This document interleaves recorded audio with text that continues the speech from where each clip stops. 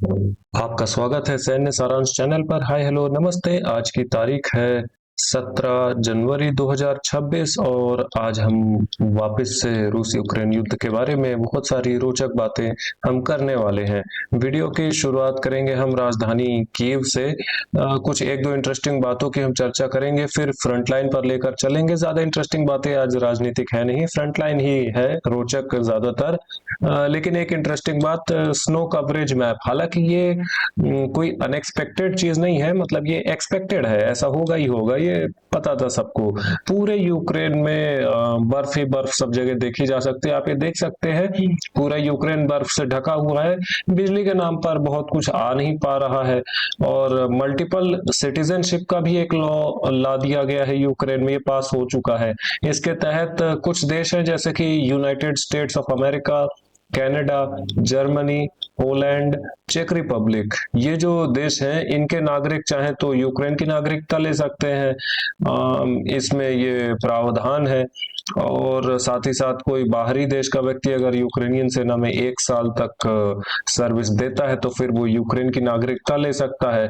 खैर, कौन लेना चाहेगा यूक्रेन की नागरिकता, ये मेरी समझ से तो थोड़ा सा बाहर है, लेकिन हो सकता है कि कोई इंटरेस्टेड हो। एयर डिफेंस फोर्सेस की रिपोर्ट हम पढ़ लेते हैं यूक्रेन से, उसके बाद फिर हम लेकर चलते हैं आपको फ्रंटलाइन की यात्रा पर।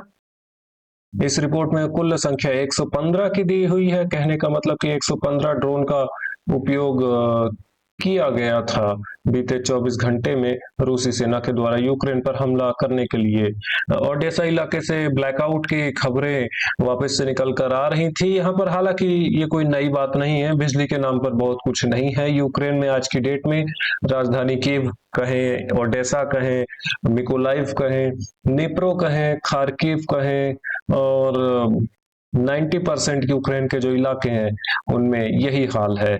ब्लैक सी, काले सागर के अंतरराष्ट्रीय क्षेत्र में, ब्लैक सी में जो इंटरनेशनल वाटर का जो एरिया है, अंतरराष्ट्रीय समुद्र का इलाका ब्लैक सी में, यहाँ पर American anti submarine aircraft P-8A करके इसका नाम है। जी हाँ, ये उड़ रहा था।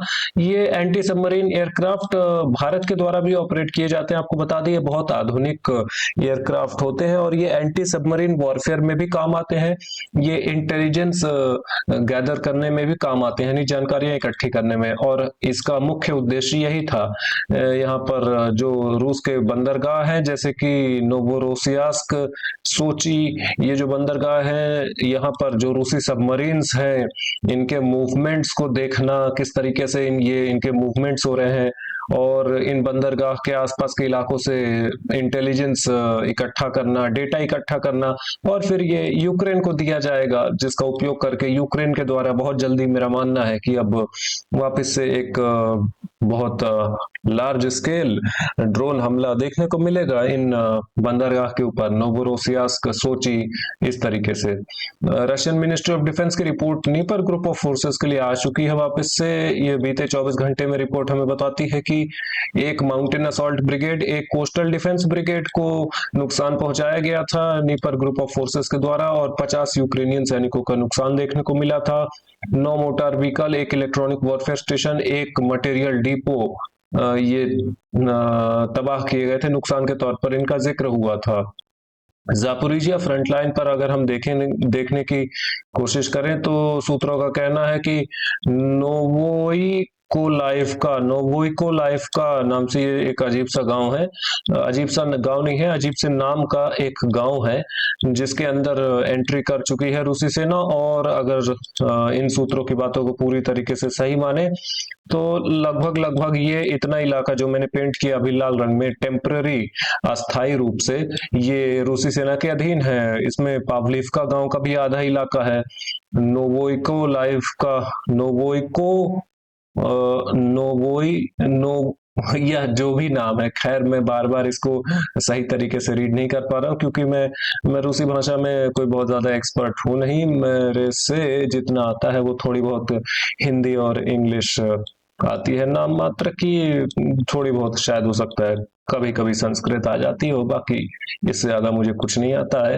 तो हुलियापोल शहर के उत्तरी छोर में देखेंगे तो जेलेने गांव के आसपास ये एक दो तीन चार कंपनी स्ट्रांग होल्ड, चार कंपनी स्ट्रांग होल्ड, पांच एक्चुअली में बात करें तो हाँ लगभग पांच कंपनी स्ट्रांग होल्ड कम से कम आए हैं रूसी सेना के कब्जे में। यहाँ तक पहुंच चुकी है रूसी सेना और यहाँ पर एफपीवी ड्रोन स्ट्राइक निकल कर आई थी, जिसके आधार पर ये बदलाव कर दिए गए हैं। लगातार जो ब्रिज हेड है ये रूसी सेना के द्वारा एक्सपेंड किया जा रहा है। यहाँ पर वॉस्टो ग्रुप ऑफ फोर्सेस की एरिया ऑफ रिस्पॉन्सिबिलिटी है। काउंटर अटैक्स चल रहे हैं यूक्रेनियन सेना की तरफ से, लेकिन ये कुछ खास रिजल्ट्स लेकर नहीं आ पा रहे हैं। Russian armoured forces continue to absorb the city, sending small groups of infantry on constant assault operation. Latest जो हालात हैं यहाँ पर देखें तो जो रूसी सेना है इसके द्वारा पूरी तरीके से ये हुलियापोल शहर पर कब्जा है। हालांकि ये pro Ukrainian mapper deep state है जो कि यूक्रेन की सरकार के कॉन्ट्रैक्ट के तहत काम करते हैं और इसी कारण से इनके मैप पर अभी भी पूरी तरीके से हुलियापोल शहर पर कब्जा नहीं दिखाया गया है रूसी सेना का। हालांकि वीडियो सबूत बहुत कुछ अलग स्थिति कहते हैं, इसलिए मैं कभी ज्यादातर प्रो यूक्रेनियन मैपर्स पर या जो यूक्रेन की सरकार से संबंध रखते हैं उन पर ज्यादा विश्वास मैं करता नहीं हूँ। एक कल की भी खबर थी, मैं आपको दिखाना चाहूंगा, लोड करके एक दिन पीछे मैं ले चलूंगा। अगर हम कल का जो दृश्य है वो देखें, ये कल का ही दृश्य है। ये एक लंबे चौड़े नाम है, क्या नाम है, ओलेनो कोस्तियांटिनिवका। हाँ, ये करके ये जो गांव है ये पूरी तरीके से रूसी सेना के वोस्तोक ग्रुप ऑफ फोर्सेस ने अपने कंट्रोल में ले लिया था, इसमें पूरी तरीके से कब्जा कर लिया था। इसके बाद हम वापस आ चुके हैं आज की ही तारीख में, और आज की तारीख में देखेंगे पक्रोव्स्क के आसपास उत्तरी छोर में एक सफलता देखने को मिलती है। दो कंपनी स्ट्रांग होल्ड आ चुके हैं रूसी सेना के कब्जे में, और ये जो तीसरा कंपनी स्ट्रांग होल्ड है इसको कब्जे में लेने की कोशिश हो रही है। और मोस्ट प्रोबेबली अभी जब मैं ये वीडियो शूट कर रहा हूं तब तक ये जो स्ट्रांग होल्ड है ये रूसी सेना के अधीन आ भी चुका होगा, इसमें मुझे बहुत ज्यादा शक नहीं है। इसी बीच में वॉस्टो ग्रुप ऑफ फोर्सेस की रिपोर्ट पढ़ना भूल गया, मैं इसको खोजता हूँ, कहीं तो मिल जानी चाहिए मुझे।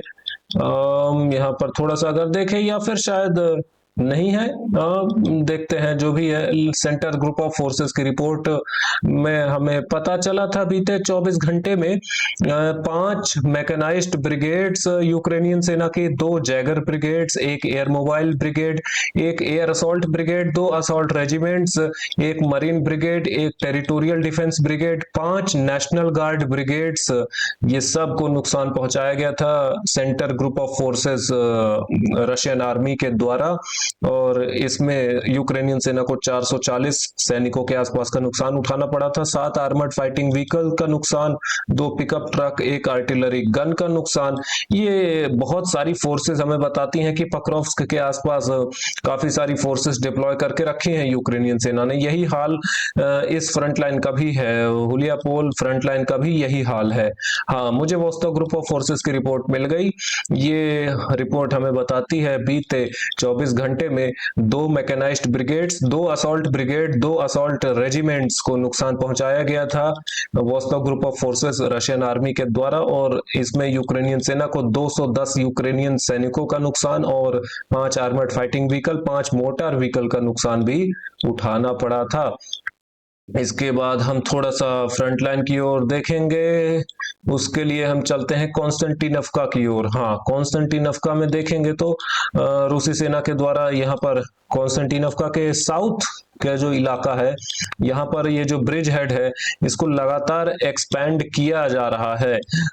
इस तरीके से मैंने कुछ एरोज के माध्यम से आपको ये चीज दिखाने की कोशिश की, ये निचले इलाके से किस तरीके से ऑपरेट कर रही है रूसी सेना। और उत्तरी छोर से अगर मैं बात करूं तो यूक्रेनियन सेना के द्वारा उत्तरी छोर से कुछ इस तरीके से यहाँ पर काउंटर अटैक्स करने की कोशिश की जा रही है। ये एरो के माध्यम से मैंने आपको बताया। इसका उद्देश्य जानने की कोशिश करें, उद्देश्य इसका ज्यादा कुछ खास है नहीं, रूसी सेना को मजबूर करना कि यहाँ पर ऑफेंसिव ऑपरेशन को छोड़कर और अपनी रक्षा में ज्यादा ध्यान दे। ऑफेंसिव से डिफेंसिव ऑपरेशन की ओर जाए रूसी सेना, ये यूक्रेन की सेना चाहती है। इसमें सफल होगी या नहीं ये तो वक्त बताएगा। ये ग्रुप ऑफ फोर्सेस की रिपोर्ट बीते 24 घंटे के लिए जो आई है, ये हमें बताती है एक air mobile brigade, 6 mechanised brigade, एक मरीन ब्रिगेड, ये सबको नुकसान पहुंचाया गया था यू group of forces Russian army के द्वारा। और इसमें यूक्रेनियन सेना को 225 यूक्रेनियन सैनिक, एक armoured personnel carrier, 14 motor vehicle, 3 artillery gun, ये सब का नुकसान उठाना पड़ा था। आगे देखेंगे। एक और गांव था मेरे पास, हाँ, आज की लिस्ट में 2 दिन में 4 गांव की लिस्ट ये आ जाती है। ये गांव शायद ठीक तरीके से देख नहीं पा रहा, या फिर हमारा मैप स्लो है। जी हाँ, मैं लौट चुका हूँ। मैप स्लो नहीं है, एक्चुअली मेरा इंटरनेट थोड़ा सा आज स्लो पड़ रहा है, लेकिन देखें तो इसका नाम मैंने हाईलाइट कर दिया है आपके लिए।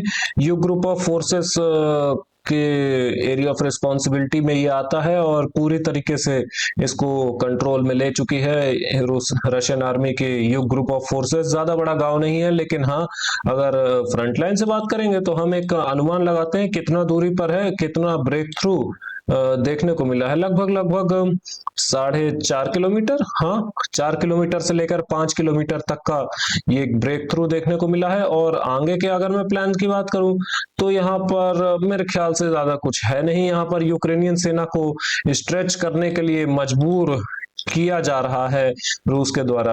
पक्रोव्स्क क्षेत्र से यहाँ पर सेनाएं भेजी जाएं, हुलियापोल क्षेत्र से यहाँ पर सेनाएं भेजी जाएं यूक्रेन के द्वारा। इस तरीके से कुछ प्लान है रूसी सेना के। इससे ज्यादा क्योंकि यहाँ पर कोई अभी के लिए स्ट्रेटेजिक ऑब्जेक्टिव है नहीं। सामने जो क्रामातोर्स्क शहर और स्लोवियांस्क शहर है, इनके सामने बहुत सारे ये ट्रेंचेस और ये जो स्ट्रॉन्ग होल्ड्स हैं छोटे छोटे, इनका एक पूरे तरीके से भंडार देखने को मिलता है। हो सकता है कि इनको धीरे धीरे करके साफ करने की कोशिश कर रही है रूसी सेना, ये तो निश्चित रूप से है, इसमें मुझे कोई हैरानी नहीं है।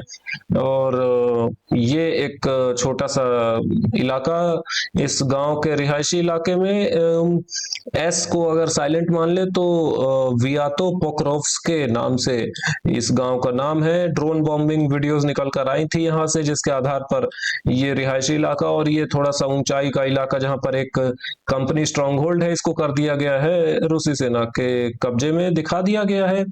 इसके बाद हमारे पास बात करने के लिए लिमान शहर से भी है। यहाँ पर खबर निकल कर आ रही है कि लिमान शहर के काफी अंदर तक एंट्री ले चुकी है रूसी सेना। और बीते 2 दिन में काफी सारे एडवांसेस देखने को मिले हैं रूसी सेना के। जंगल के इलाके को अपना बेस तैयार करते हुए ये सारे हमले किए गए हैं, जिसमें कि कुछ सफलताएं भी देखने को मिलती हैं according to sources, according to video सबूत नहीं, not according to video evidences, according to sources, यानी सूत्रों के अनुसार ही ये सारी सफलताएं हैं। वीडियो सबूत अभी इसके नहीं आ पाए हैं। मैंने एरोस के माध्यम से आपको दिखाया, एक एरो और भी दिखाता हूँ क्योंकि इस तरीके से भी मूवमेंट हो रहे हैं। एक निचले इलाके से इस तरीके से हो रहे हैं और एक ईस्ट के इलाके से इस तरीके से देखने को मिलते हैं। रिपोर्ट हम पढ़ेंगे ज़पैड ग्रुप ऑफ फोर्सेस की एरिया ऑफ रिस्पॉन्सिबिलिटी में, क्योंकि ये लिमान फ्रंट लाइन आती है। और ज़पैड ग्रुप ऑफ फोर्सेस की एरिया ऑफ रिस्पॉन्सिबिलिटी में 3 mechanised brigades, 2 air mobile brigades, एक territorial defence brigade, 2 national guard brigades को नुकसान पहुंचाया गया था, जिसमें कि यूक्रेन को 210 यूक्रेनियन सैनिक, एक armoured fighting vehicle, 30 motor vehicle, 2 artillery gun, 3 ammunition depot, ये भी तबाह किए गए थे, ध्वस्त किए गए थे। हाँ, कल की खबर भी मैं आपको एक बता देता हूं, क्योंकि 4 गांव का मैंने जिक्र किया, 3 गांव तो मैंने आपको दिखा दिए, 2 गांव आज के दिखाए पूरी तरीके से जिन पर कंट्रोल स्थापित हुआ है। एक गांव कल का दिखाया था और एक बचा हुआ था। ये देखिए, ये जो गांव है ये कल की खबर थी, पूरी तरीके से इस पर कंट्रोल हो गया था रूसी सेना का। मोस्ट प्रोबेबली जहां तक मुझे ध्यान है ये शायद हाँ, नहीं, ये ज़ेपैट ग्रुप ऑफ फोर्सेस की एरिया ऑफ रिस्पॉन्सिबिलिटी में आ जाता है और ये इलाका भी इसी गांव का भाग है। यहाँ से लेकर यहाँ तक एक लंबा गांव देखने को मिलता है, जिस कारण से दो इलाके अलग अलग पेंट किए गए हैं। लेकिन कल को जोड़ दें तो हाँ, 2 दिन में 4 गांव पर कंट्रोल कर चुके हैं रूसी सेना। ऑफेंसिव अभी भी अपनी रफ्तार से चल रहा है, धीरे धीरे लेकिन स्टडी। एक सफलता कुपियांस्क शहर के उत्तरी छोर में जोड़ दी गई है। अगर बात करूं, मैं पहले एरोज ड्रॉ कर लेता हूं थोड़ा सा। यहाँ पर कुछ इस तरीके से उत्तरी छोर में लगातार फोर्सेस भेजी जा रही हैं यूक्रेनियन सेना द्वारा। काफी सारी एफपीवी ड्रोन स्ट्राइक की गई थी रूसी सेना के द्वारा यूक्रेनियन सैनिकों पर, जिसके आधार पर ये बदलाव देखने को मिले हैं। ये वीडियो हालांकि आज लोड हो नहीं पाएगी, मुझे नहीं लगता। मैं आपका ज़्यादा टाइम वेस्ट नहीं करूंगा क्योंकि मेरा इंटरनेट आज थोड़ा सा स्लो पड़ रहा है। लेकिन वीडियो सबूत के आधार पर ये जंगल का इलाका और थोड़ा सा ये रिहायशी इलाका यूक्रेनियन सेना के कंट्रोल में दिखा दिया गया है। कुपियांस्क शहर में हालात बहुत अच्छे नहीं है रूसी सेना के लिए। काफी लंबे समय से ये चीज देखने को मिल रही है। कुपियांस्क शहर को छोड़ेगी नहीं यूक्रेनियन सेना, ये मेरा मानना है, क्योंकि कुपियांस्क शहर बहुत स्ट्रेटेजिक वैल्यू होल्ड करता है खार्किव इलाके के लिए। थोड़ा सा इस एरो को मैं एंड कर देता हूँ। हाँ, और एक दो एरोज मैं और बनाता हूँ। एक एरो इस तरीके से, एक एरो इस तरीके से, और एक एरो और मे बी इतने में मेरा काम हो जाने का है। हाँ, इस तरीके से कुछ यहाँ पर वोपचांस्क फ्रंट लाइन के आसपास रूसी सेना ऑपरेट करने की कोशिश कर रही है।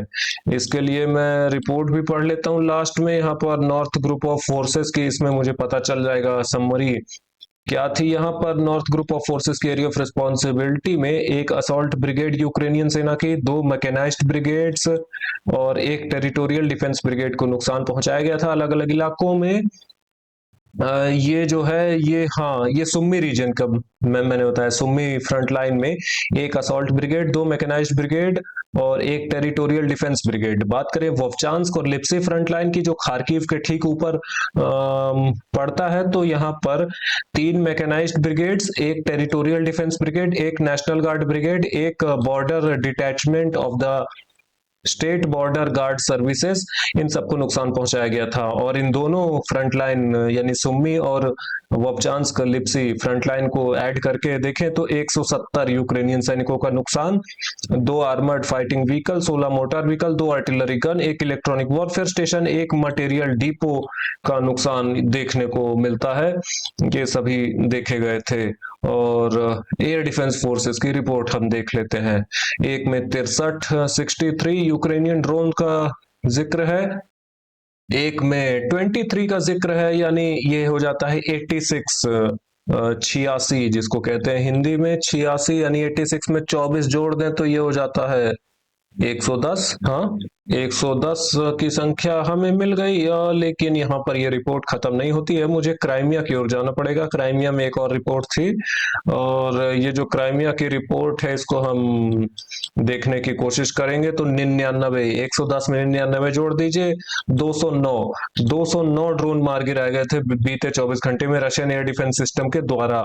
एक्चुअल नंबर ऑफ ड्रोन्स जो मारे थे यूक्रेन ने, ये 209 से काफी ज्यादा हो सकते हैं, क्योंकि बेलगोरोड क्षेत्र में, बेलगोरोड शहर के आसपास काफी सारे ड्रोन हमले देखने को मिले थे। लेकिन इनके वीडियो सबूत कुछ निकल कर नहीं आ पाए। लेकिन हाँ, कुछ नुकसान जरूर होंगे, ऐसा मेरा मत है, ऐसा मेरा विश्वास है। इस वीडियो के लिए इतना ही। लाइक करें, सब्सक्राइब करें, शेयर करना मत भूलिएगा। ऐसे इंफॉर्मेटिव वीडियोस रोजाना देखने के लिए। Have a good day, bye bye.